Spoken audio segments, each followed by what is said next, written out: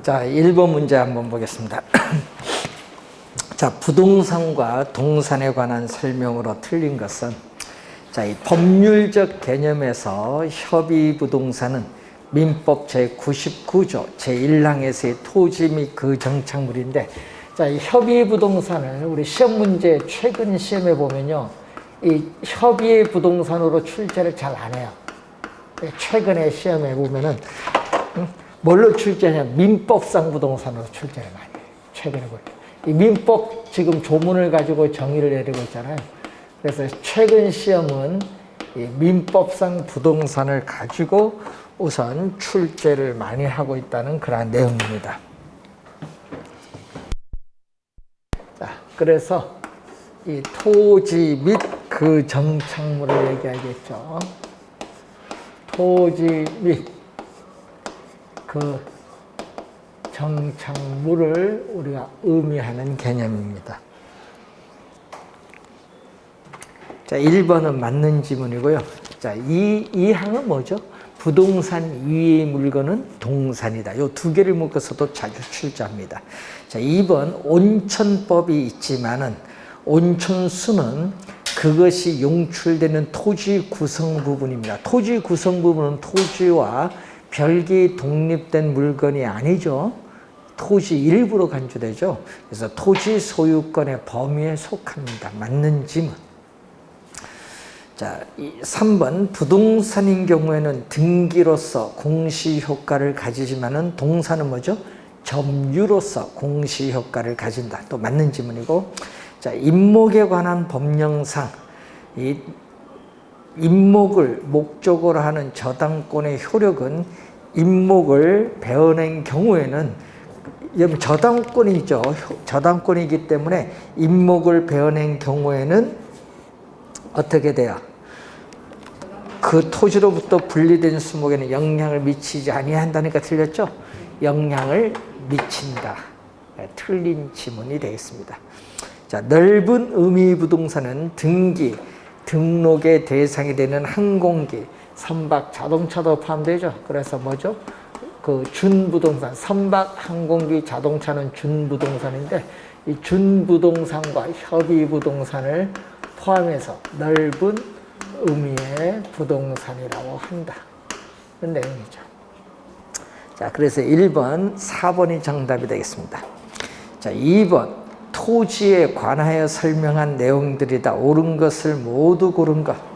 자, 토지에 건물 등의 정착물이 없고 공법이나 사법의 제한을 받는 토지를 뭐라고 하느냐? 뭐라고 하죠? 예? 요걸 저지라고 하죠. 저지. 예, 토지 외 건물, 기타에 있어서의 정착물이 없고 토지는 부증성의 특성에서 유한하기 때문에 어느 국가에든지 공법상 규제는 있는데 이 사법상 제한이 있으면 뭐다?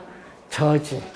그런데 사법상 제한이 없으면 뭐라고 하죠? 갱지. 이건 일본에서의 개념을 우리가 의미하는 개념이죠. 그래서 이 사법상 제한을 보는데 지금 공법상 규제, 사법상 제한 둘 다 있으니까 무슨 개념?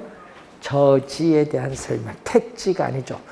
택지는 주거용, 상업용, 공업용 등으로 이용 중에 있거나 이용 가능한 토지가 택지입니다. 그래서 기억은 틀린 지문.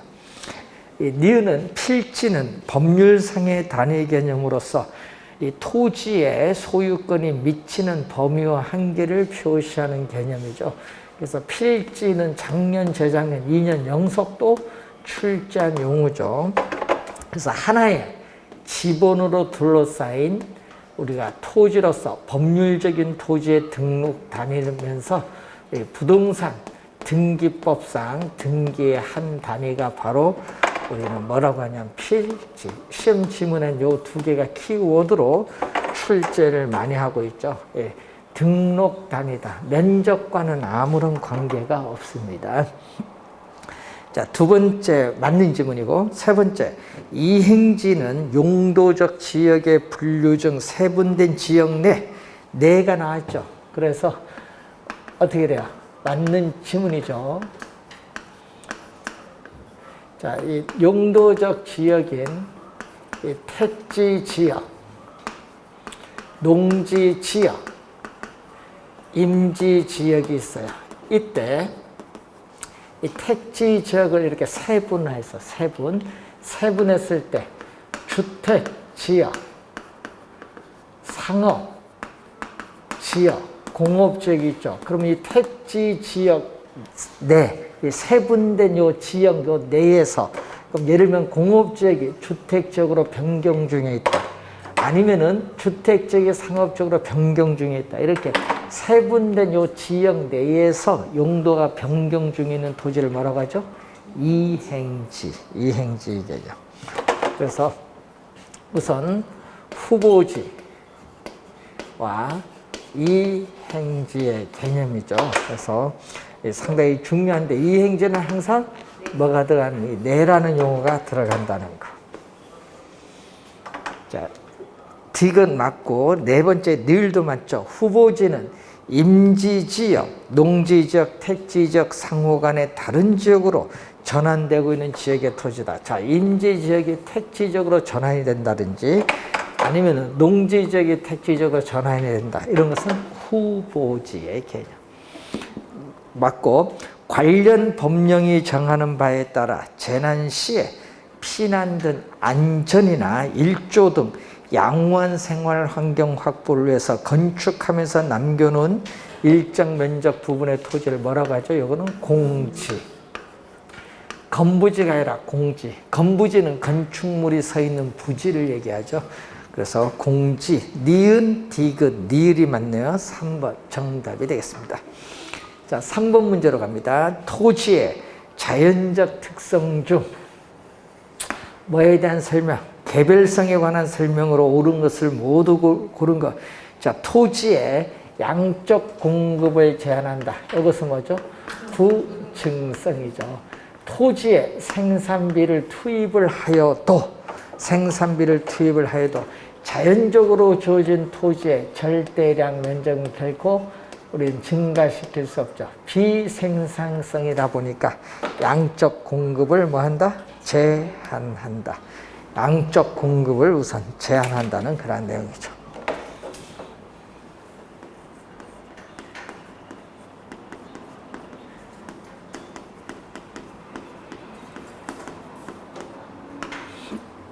면적의 유한성이잖아요. 그래서 맞는 지문. 맞는 지문이 아니라 부증성에 대한 설명. 자, 소모를 전제로 하는 재생산 이론이나 감가수정 이론이 적용되지 않는다. 이것은 뭐죠? 영속성이죠. 영속성. 자, 영속성에 의해서 토지는 뭐를 하냐? 비소모적 재화이다. 자, 비소모적 재화이기 때문에 우리는 감가, 물리적으로 토지를 사용하여도 소모되지 않으니까 감가상각 이론은 적용되지 않는다. 영속성입니다. 자, 부동산 활동을 임장 활동화시키는 것은 부동성. 토지는 위치가 고정되어 이동시킬 수 없기 때문에 부동산 활동 및 부동산 형상을 국지화시키기 때문에 부동산 가치에 전반적인 영향을 미치는 지역 요인에 대한 분석에 필요성이 나타나고 각종 자료를 수집하는 정보활동, 또 부동산이 위치해 있는 현장에 가서 또 우선 확인을 해야겠죠. 임장은 작년에도 출제했죠. 임장 활동을 우리는 중시하는 것은 부동성이 되죠.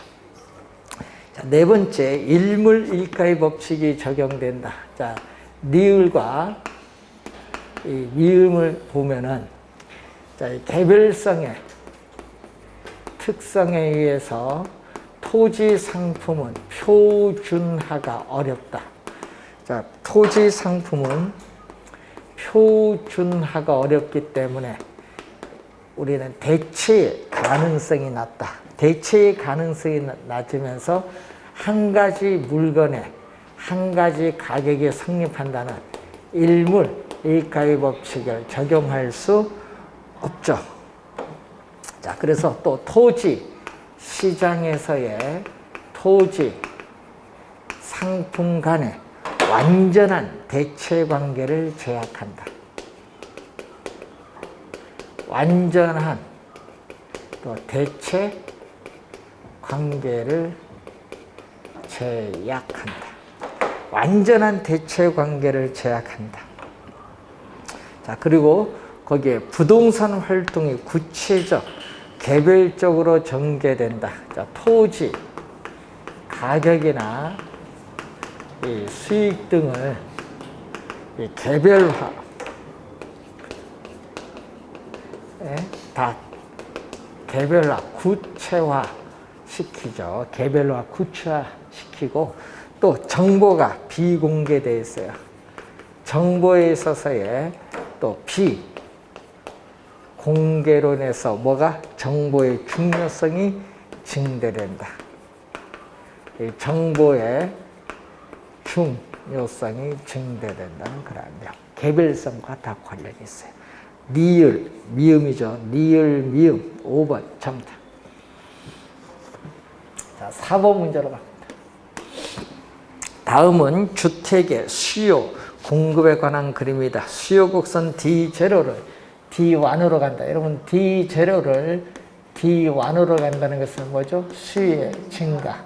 수요 곡선 자체가 오른쪽으로 이동하는 수요의 증가와 관련이 있죠.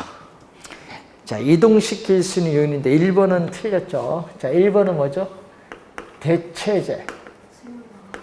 자, 대체제인 아파트 가격이 하락을 하면은 수요 법칙에 따라서 아파트 수요량은 증가하고 대체 관계는 주택 수요는 뭔가 감소하죠. 자, 대체제일 때는 이렇게 뭐가 아파트 수요와 주택 수요는 이렇게 화살표가 반대로 변동을 합니다. 대체제일 때는. 자, 주택 수요가 감소한다. 수요의 감소입니다. 자, 2번 가까운 장래에 분양가 규제 정책을 실시한다는 정부의 발표가 있었다. 그러니까 미래에 대한 예상이죠. 분양가 규제하면 가격이 하락을 해요. 하락할 것이라 예상이 되면요, 현재 비싸니까 현재 시점 수요가 뭔가 감소합니다. 모기지 대출 금리 인상되면 이자 비용이 높아지니까 구매력은 떨어져서 수요가 감소하고 인구가 감소해도 수요가 감소해요. 5번 정답이죠. 융자 비율. 자, 융자 비율은 대부 비율인데 LTV나 DTI 요것을 우리 증대시키면은 대출금이 많아져요. 이전보다 뭐가 많아져요? 대출금이 많아지면은 구매력이 높아져요. 구매력이 높아지면서 수요는 뭐한다? 증가. 5번 정답이 되겠습니다. 자, 5번 문제로 갑니다. 건물의 수요와 공급에 관한 설명으로 틀린 것은 건물이 시장에서 거래되는 가격은 가수요가 아니라 뭐죠? 유효수요. 부동산을 구매할 의사와 지불 능력을 모두 갖춘 유효수요의 개념입니다. 그래서 1번 어떻게 돼요? 맞는 지문이 되겠죠. 자, 2번 건물의 수요 곡선은 일반적으로 뭐한다? 우하향합니다. 우하향한다. 자, 세 번째 보시면은 이 건물은 토지에 속해 있죠. 토지 위에 건물을 지으니까 우리는 속해 있다. 자, 건물의 공급에 토지가 있어야 건물을 공급하니까 제한을 우리가 받게 되고 완전 경쟁 시장의 형성을 어렵게 합니다. 완전 경쟁 시장은 현실적으로 존재하지 않는 시장이고 다 시장은 불안전 경쟁 시장입니다. 건물은 공급의 탄력성보다 수요 탄력성이 더 크다.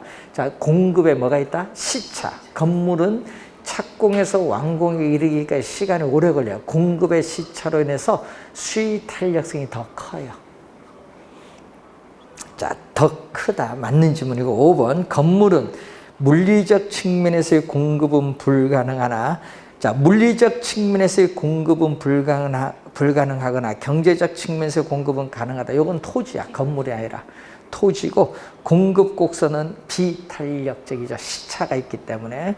그래서 여러분 틀린 지문이고요. 건물은 어떻게 돼요? 공급이 가능하죠. 증축 등을 통해서 가능하잖아요. 공급은 가능합니다. 자, 5번 정답. 자, 6번 문제로 갑니다. 아파트 수요의 가격 탄력성.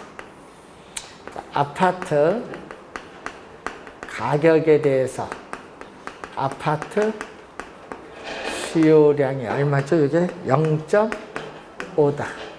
자, 교차 탄력성.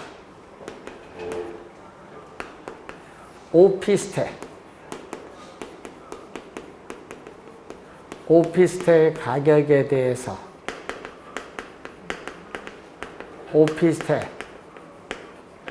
수요량에 대한 우리가 교차 탄력성이 얼마죠? 0.3. 0.3이다. 자, 아파트와 오피스텔 가격이 몇 프로? 2% 하락을 한다. 자, 여기 2% 하락을 한다. 자, 수의 법칙에 따라 어떻게 돼? 가격이 하락하면 수요량은 뭐 한다? 증가를 하죠. 가격이 하락하면 수요량은 증가한다. 그 첫 번째에서 얼마? 우리 2%에 0.1이죠. 1% 수요량. 아파트의 수요량은 몇 프로? 1% 증가를 하고 있어요. 자, 여기 0.3은 0보다 크니까 아파트와 여기 오피스텔가 아니라 아파트 수요량은 서로 아파트와 오피스 서로 어떤 관계? 대체제 관계. 화살표가 같은 방향으로 변동해. 이렇게 같은 방향으로 변동해야 플러스. 예? 플러스가 되는데 그래서 아파트 수요량은 얼마? 2에서 0.3을 곱해줬다 0.6% 줄어들죠. 그럼 결론은 아파트 수요량은 0.4% 증가한다. 결론은 0.4% 증가한다. 2번 정답.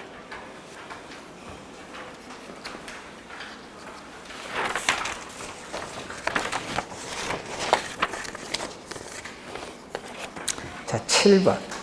부동산 수요와 공급의 가격 탄력성에 관한 설명으로 틀린 것은 공급 곡선의 기울기 절대값이 작을수록 자, 공급 곡선의 기울기 절대값이 작을수록 어떤 경우? 이런 경우.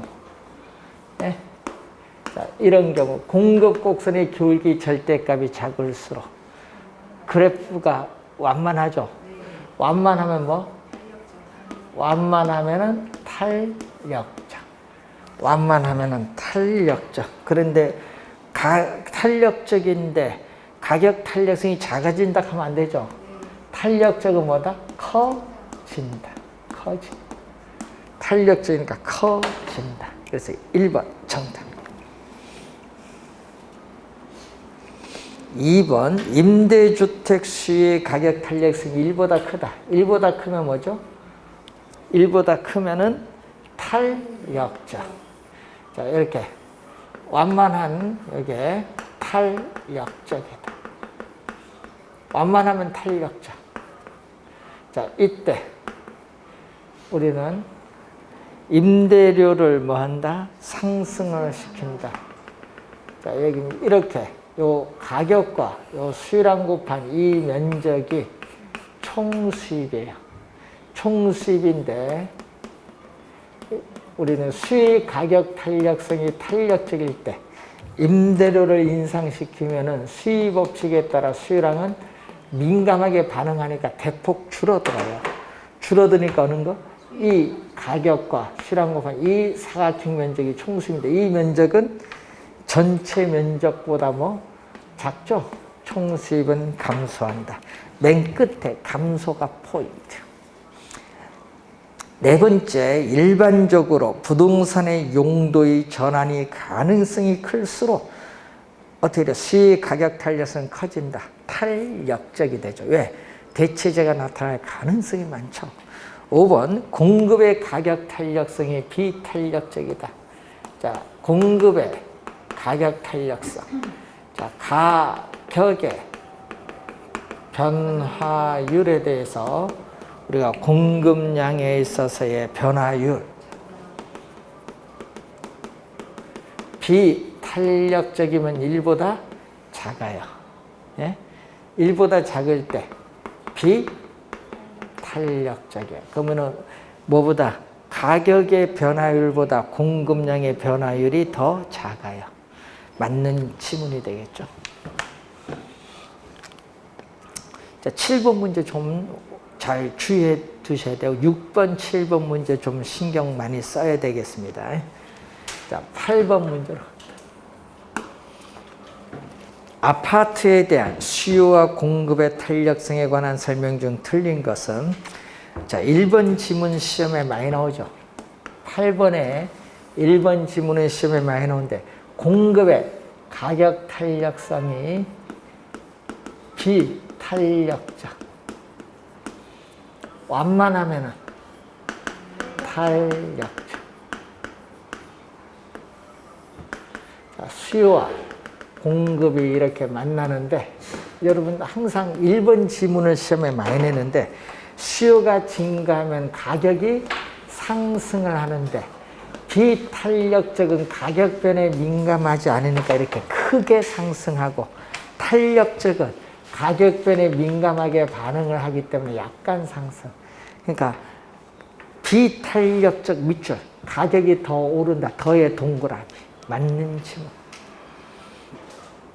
자, 2번 수의 교차 탄력성은 특징상 분모는 뭐죠? 분모는 가격이 오고요. 분자는 뭐? 수요량. 예? 그래서 2번 개념 맞는 지문 교차 탄력성. 공급이 감소할 때. 자, 3번 지문을 보시면은 자, 3번 지문은 요거죠.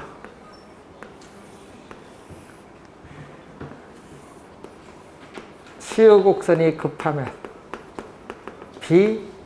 비탄력적. 수요 곡선이 완만하면 탄력적.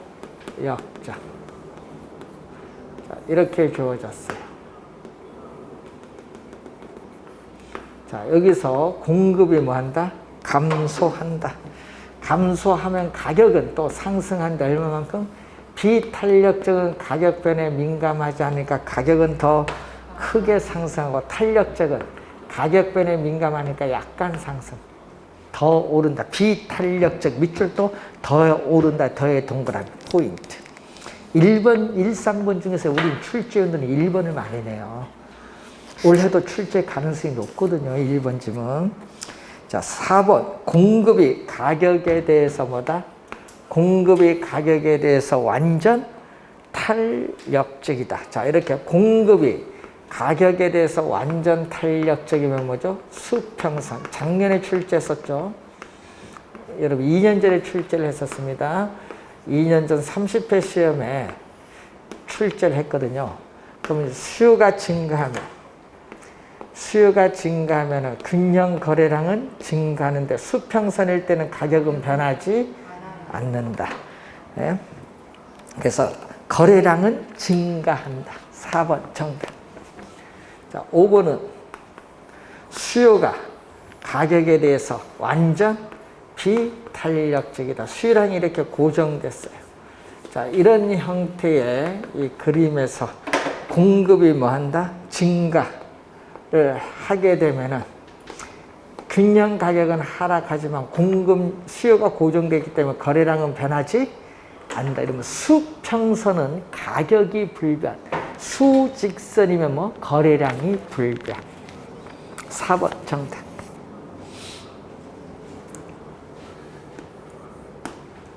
자, 9번 부동산 경기 변동에 관한 설명으로 틀린 것은 이 상향시장.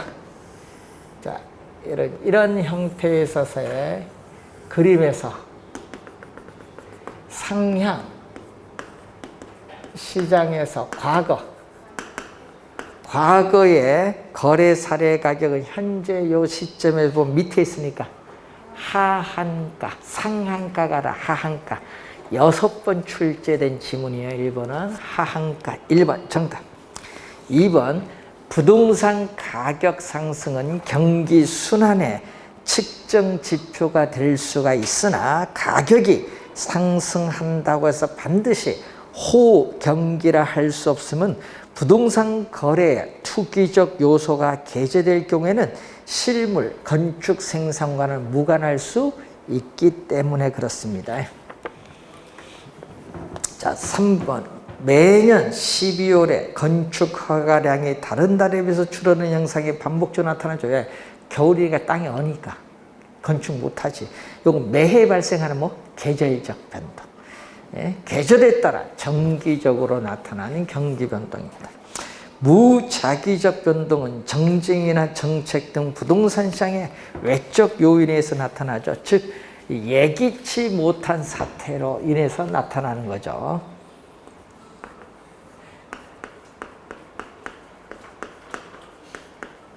무작위적 불규칙 변동은 예기치 못한 사태로 인해서 나타납니다.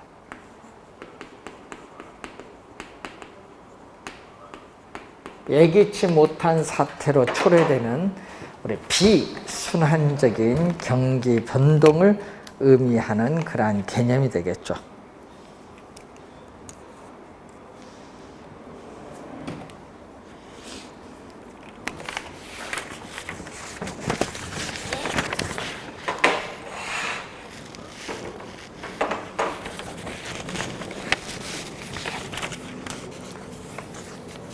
자, 부동산 경기 5번은 최근에 계속 정답 묻죠. 부동산 경기의 진폭이 일반 경기 변동보다 크다. 왜? 착공에서 완공에 이르기까지 시간이 오래 걸려서 그렇습니다. 크다가 동그라미. 이게 시험에 자주 출제되는 중요한 지문이에요. 자, 10번. 부동산 시장의 특성에 관한 설명으로 틀린 것은 부동산 시장은 영속성으로 인해서 그 수요 공급 조절이 가능하기 때문에 유통의 조직화가 상당히 용이한 편하니까 틀렸죠.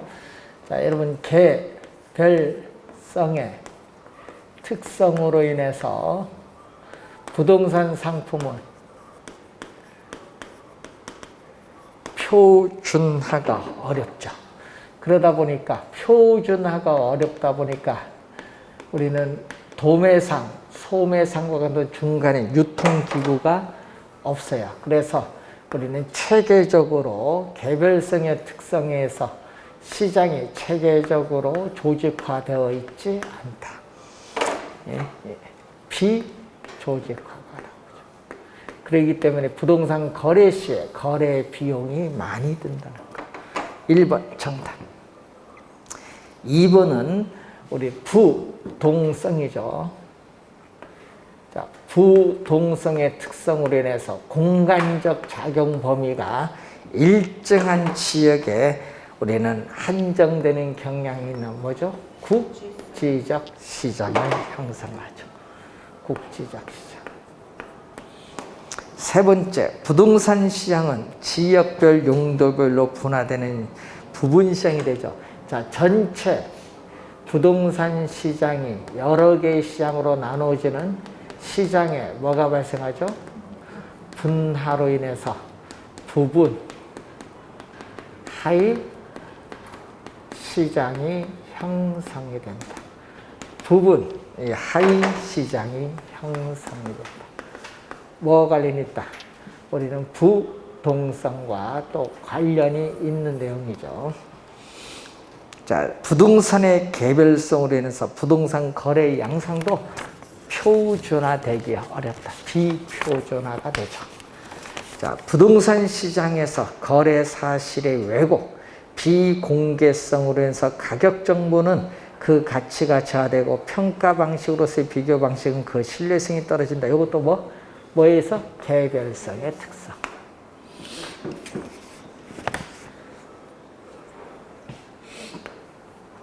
자, 11번.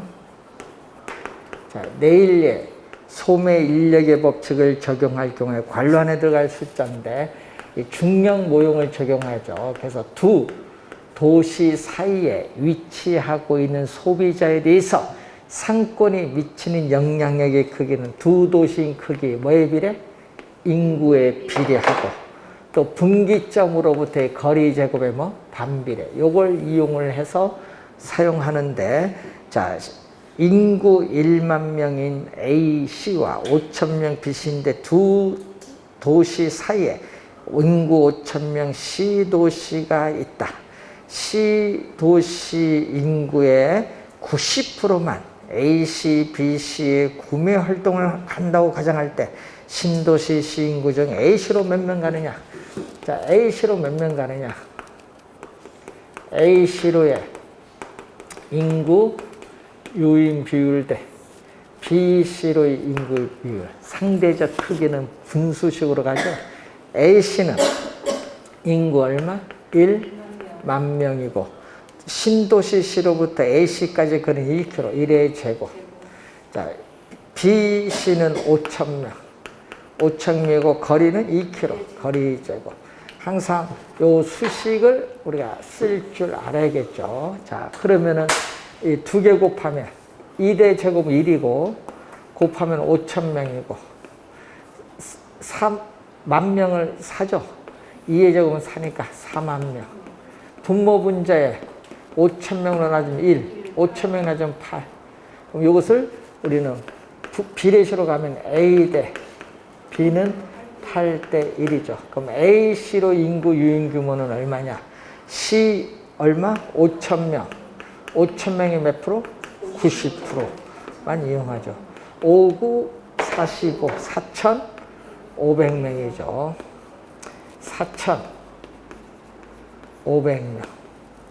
4,500명인데 곱하기 얼마? 1 더하기 8. 9죠? 9분의 A는 얼마? A는 8, B는 1. 그래서 얼마죠? 9, 5, 45, 48, 얼마? 9, 4,500명이죠? 4,500명의 9분의 8.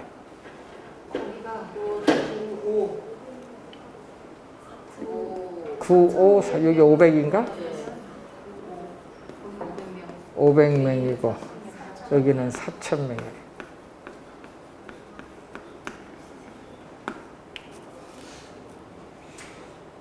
그래서 정답은 5번이 정답. 뭐가 있어요? 여기 90% 제약 조건이 있다는 걸 좀 주의해 두고, 지금까지는 요 제약 조건이 없었거든요, 시험 문제. 제약 조건이 있다는 걸 주의 좀 해 두시기 바랍니다. 자, 12번. 자, 다음은 각 도시별, 산업별 고용자 수를 나타낸 표이다. 섬유 산업의 입지 개수가 높은 도시 순으로 나야 된 건데, 입지 개수 AQ는 분모는 전국. 자, 전국 전체 산업의 고용자 수에 대해서 전국 섬유 산업 고용자 수가 차지하는 비율. 자, 어떤 지역, 이 Z 지역에 있어서 전체 산업 고용자 수에 대해서 Z 지역 섬유 산업 고용자 수가 차지하는 비율. 자, 문제는 A도시, B도시,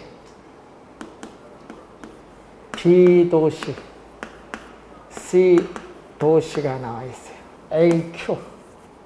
자, 전국 얼마죠? 2,000. 전국 전체 맨 끝에 보니까 2,000에다가 전국 섬유 두 번째 칸 보니까 1,000명. 1,000명이니까 2분의 1. 분모는 다 얼마? 2분의 1. 분모는. 자, 분자. 자, 여러분 섬유 산업 이제 가야겠죠. 자, A도시 갑니다. 두 번째 줄. 전체 A도시 전체 400.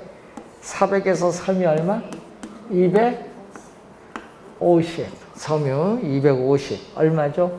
5, 8, 40, 5, 25. 내항이고 8, 2, 50, 4분의 5죠? 1.25. B는 세 번째 줄 500에서 250. 전체 500에서 섬유 250. 2분의 1이니까 예. C는 전체 1100에서 얼마? 500. 공두개 없어지죠? 그러면은 내항이고 11, 2, 50, 1보다 작죠? 그럼 큰 값은 A가 가장 크고 1.5. 그 다음에 두 번째 B, 그 다음에 C. 순서. 그래서 정답은 1번이죠. 자, 13번. 도시 공간 구조 이론에 관한 설명으로 틀린 것. 동심원설에 의하면은 어떻게 돼요? 중심지는죠. 중심 업무 지구죠. 두 번째가 바로 뭐를 나타낸다? 점이지대를 나타내죠. 예? 퇴폐, 슬럼지구를 나타낸 점이지대. 그 다음에 저소득 주택지역, 중상층 이상의 고소득 주택지역, 교외의 통근자 지역인데 도심에서 거리가 멀어질수록 범죄, 빈곤, 질병이 뭔가 적어지는. 자, 멀어질수록 적어지는 밑줄. 이게 포인트, 대칭이거든요. 맞는 지문. 자, 2번 동심원 이론은 도시의 공간 구조를, 자, 밑줄은 도시 생태학의 밑줄. 도시 생태학 관점에서 접근하죠. 그럼 생태학은 어떤 질문? 도시의 공간 구조 형성이 무슨 형태? 도시의 공간 구조의 형성이 친위, 경쟁, 뭘로? 천위. 생태학적인 용어죠. 친위, 경쟁, 천위 등의 과정으로 설명하고 있다. 도시의 공간 구조 형성을 도시 생태학적인 용어인 친위, 경쟁, 천위 등의 과정으로 설명하고 있다. 자, 2번 맞고 3번 선형이론은 도시가 교통망을 따라 부채꼴 모양으로 어떻게 돼요? 분화되면서 성장한다는 이론이죠. 맞고 다핵심이론은 다핵의 발생윤으로 유사 활동 간의 직접, 상호 집합을 하는 거예요. 직접에 따른 이익을 추구합니다. 분산이 아니라 직접 지향성. 서로 다른 이질적인 활동 간에는 상호 분리된다. 입지적 비양립성. 같이 입지하기 어렵다. 4번 정답. 다핵심 이론은 동심원 이론과 선형 이론의 장점을 수용한 이론인데 한 도시의 토지 이용 상태는, 자, 밑줄은 여러 개의 핵심, 여기 포인트. 다 핵이니까 도심이 기능적으로 분화되면서 도심과 부도심이 생기거든요. 그래서 여러 개의 핵심을 중심으로 토지 이용이 결정된다고 보는 견해. 이렇게 여러분 새 학자가 이렇게 출제되면 문제는 좀 쉬워요. 근데 여러분 지대 이론과 입지 이론을 연결시키면 좀 어렵다, 까다롭다 이런 얘기죠. 자, 관련해서 우선 확인을 해봤고, 자, 잠시 쉬고 14번 문제부터 가겠습니다.